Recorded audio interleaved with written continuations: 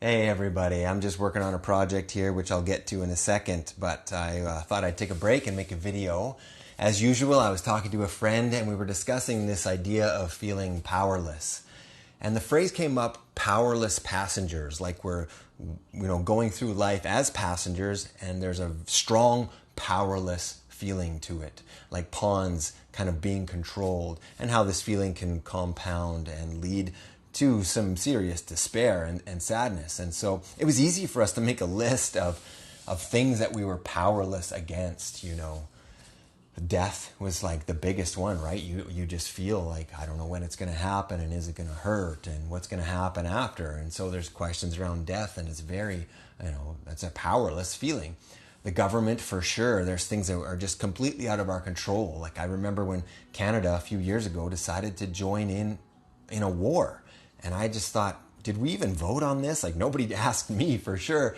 And I remember thinking like, wow, there's just something that really has nothing to do with me. I had no say, no control. And the same for laws, obviously there's good laws that govern us, but really they seem to be out of our control. Simple things like the speed limit even, right?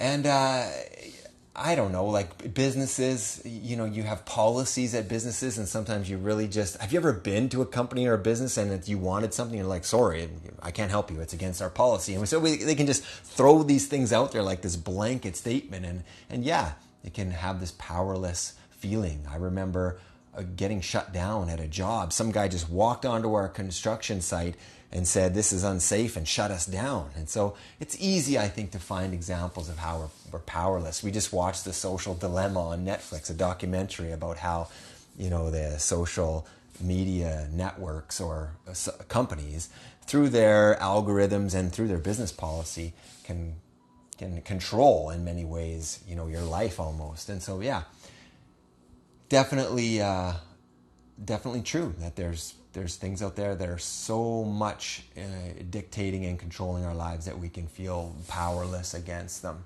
And that doesn't feel great at all. So that's one side of the coin, and I think it's a very real side of the coin. So the other side of the coin would be, how we're powerful, right? You've got this powerless feeling, but it is good to think, how are we powerful? And so I would take a list of the things that make me feel powerless and ask myself, is it true? Am I completely 100% powerless against some of these things? And it probably is true for some of the things. But there are some things that I am powerful towards, right? Like even death. Like the top two ways of losing your life are through heart disease and cancer. And absolutely, in many cases, you're powerless against those things. But you can challenge, you can battle against heart disease and sometimes cancer. And so that can make us feel powerful in order, to fight back and try to survive and be healthy. Okay, laws, yeah, all right. I understand that there's certain laws I can't change. But on the flip side, the Charter of Human Rights, the laws that govern this nation in many ways are, make me feel like a powerful person. Like I am going to hopefully get a fair trial and be treated equally, and so I think a lot of those things, especially the Charter, has really given a lot of freedoms and power to people.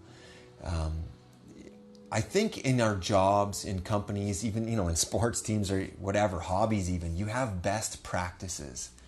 And best practices feel like, in many cases, especially if they've been around for years, they feel like they're these sometimes immovable things. But with research and evidence and then sharing what you find, you can change best practices and say, hey, we could do this more safely or more efficiently. That can feel powerful, right? To be able to do that. And so I definitely think there's another side to this coin of feeling powerless. It's feeling powerful. We have so many choices in our interests. I mean, here I am. That's what I'm working on here. This is a frame, a wire frame, and I'm going to put, this is the back side.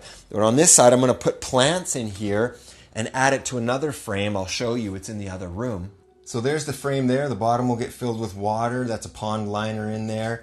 And so it's going to be a vertical growing garden, I hope. And about 7 feet tall, and it's only out about 16 inches, so I'm trying to save space and grow all year round. But it's going to be fed water all winter long. I'm going to try and grow lettuce because I loved my garden lettuce, I'm going to try and grow lettuce even when it's in the middle of winter. And I'm going to try and do it without any soil, just this nutritious water flowing over the roots of plants, and see if they'll grow all winter long. You know, it could completely fail, but this makes me feel powerful. I can choose these hobbies and do these things if I want to. I can choose who my friends are and who I want to spend time with, and just choose whatever, music and food, all those things. I think there's another side to the coin. And when you're feeling powerless, you can think about in what ways you're powerful.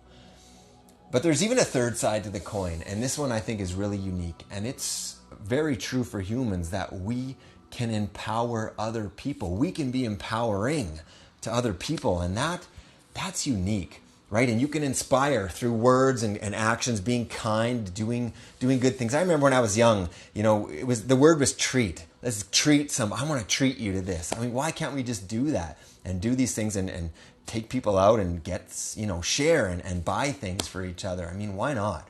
I think it's empowering, right? And you can inspire people, through, you don't even have to say it, right? It's just through who you are, through your actions. You don't know who's watching and how you're inspiring people just by living the way that you live. I think, honestly, we do watch each other and see what we do, and that can be inspiring as well. Anytime you're improving the quality of a situation, making it better, making it more safe, I think it's empowering for other people. So, especially, during COVID, sometimes you feel powerless. You go into a business and you just have to follow the rules there, and really we're kind of feels like we're really hands off, and whatever the government says in this case is what we're going to do. And that can feel, like we're powerless, but there's a whole nother way to look at it. And you can go through this process even with COVID. How am I powerful during this time? How can I empower others even during this hard time? I do think it's a good thing to think about. Anyway, thanks for watching. More to come next week.